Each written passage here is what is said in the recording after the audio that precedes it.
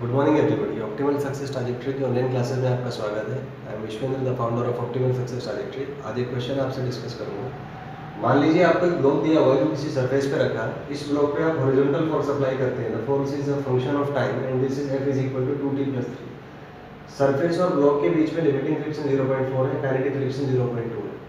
आपको बताना है first option time at which block will start moving and second is to draw its AT graph. सबसे पहले हम जानते हैं कि कोई भी सरफेस पे अगर कोई ब्लॉक रखा है तो ब्लॉक स्टार्ट करता है मूव करना जब उस पर लगने वाला एक्सटर्नल फोर्स लिमिटिंग फ्रिक्शन से ज़्यादा। तो सबसे पहले कॉन्सेप्ट होगा कि ब्लॉक मूव तब करेगा जब जो फोर्स है applied force it is greater than limiting friction. Limiting friction is mu limiting into L।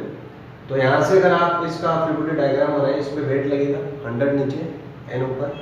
तो क्योंकि वाई डायरेक्शन में कोई एक्सेलरेशन नहीं है तो हम सेकंड लॉ ऑफ इक्वेशन से कह सकते हैं कि n का वैल्यू 100 होगा।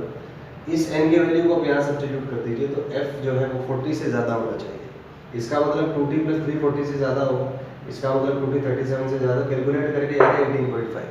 तो ब्लॉक स्टार्ट करेगा मूव करना में t is greater than 18.5 second. Next is let's talk about the acceleration. तो जब तक टाइम 18.5 से कम है तो एक्सेलरेशन 0 होगा क्योंकि ब्लॉक मूव ही नहीं करेगा। और जैसे ही टाइम 18.5 से ज़्यादा है तो फ्रिक्शन अब काइनेटिक होगा क्योंकि मोशन स्टार्ट हो चुका है। तो जाहिर सी बात है वैल्यूज चेंज हो जाएगी। तो इस पे 2t+3 एक्सटर्नल फोर्स बाहर लगेगा, mu kinetic into N 20 Newton पीछे लगेगा। मान लीजिए एक्सेलरेशन नहीं आया तो सेकंड इक्वेशन ऑफ मोशन से 2t+3 - 20 इज इक्वल टू 10 है।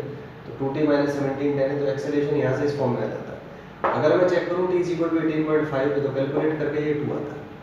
अगर हमें इसका ग्राफ होना है तो एक्सेलरेशन 0 है जब तक टाइम 18.5 से कम या इक्वल है। तो ग्राफ ऐसा है।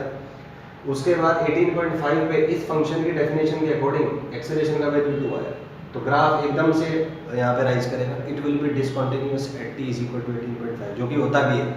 आपने देखा होगा फ्रिक्शन के ग्राफ में अगर हम किस सरफेस पे हमने ब्लॉक रखा हुआ है तो जो ग्राफ बनता है फ्रिक्शन फोर्स अप्लाइड फोर्स का, उसमें किंग आता है।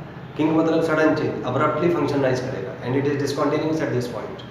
तो यहाँ से फिर ये स्ट्रेट लाइन होगा ग्राफ और स्लोप इसका पॉजिटिव और इंटरसेप्ट नेगेटिव होगा, आप देख सकते हैं यहाँ से।